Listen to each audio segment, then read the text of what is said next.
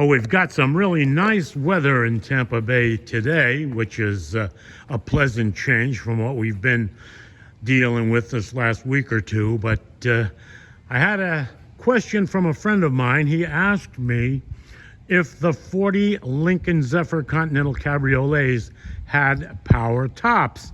And the short answer is yes. 40 was the first year for Ford to install power tops in their cars, and the Lincoln Zephyr Continental Cabriolet was treated with one. However, they were vacuum powered, not electric hydraulic, which they work, but if you got to do it in a hurry, you better get some help. So now he also asked me if 40 was the first year for vent windows in Ford cars and trucks, and I said yes, 40 was. You can see the vent window here in the 40. Over at the 39, there is no vent window. Okay. Other things that happened in 1940, those beautiful teardrop headlights that were on the 39 Zephyrs became sealed beam headlights in 1940, and that was put out by the federal government. They wanted all cars to have sealed beams, and that happened in 1940. So let's see what else. In 1940, the Lincolns upped their cubic inch from 267 to 292, and throughout the Lincolns from 36 through 48, but up 36 up to 40, if you ordered a car with a Columbia 2-speed rear axle, it was installed at the factory. Post that, and the Fords and Mercuries, it wasn't. You had to get that installed at a dealership.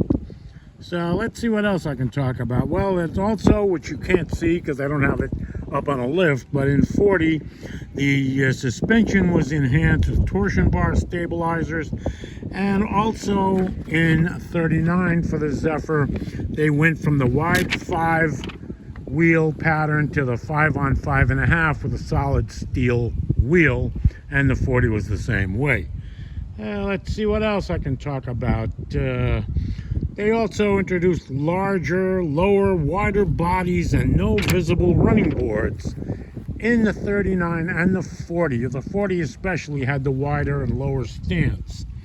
Now let's see, and also for those of you that aren't familiar with it, the 40 production of the Lincoln Zephyr Continental Cabriolet and Coupes were all hand hammered out and pretty much hand assembled body parts on the Lincoln Zephyr chassis. And that wasn't until 41 that they had the dies to stamp the body panels. Let's see what else I can talk about for this. Pretty much that's it. And I know. In 39, from 38, which was the first year for Zephyr to have a convertible, if you don't count the one that was built in 37. All of the header bows are wood in these cars, but they were covered in the factory with whatever color leather upholstery you had inside your car. So the 39, when I got it, had nothing up there, and I had to rebuild the wooden frame because it was pretty much shot. But it's now the way it was when it came from the factory back in 1939. The 40 does not have the correct cover on the header bow. It's covered with canvas that matches the top's interior, which is not correct, but I'm planning on making that change. So let's take a look in here and see that.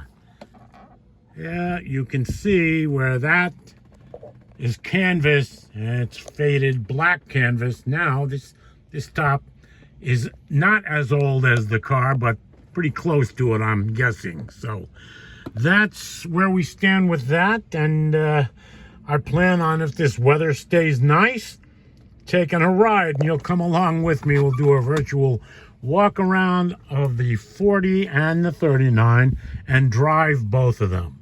So until then, hope your day is warm.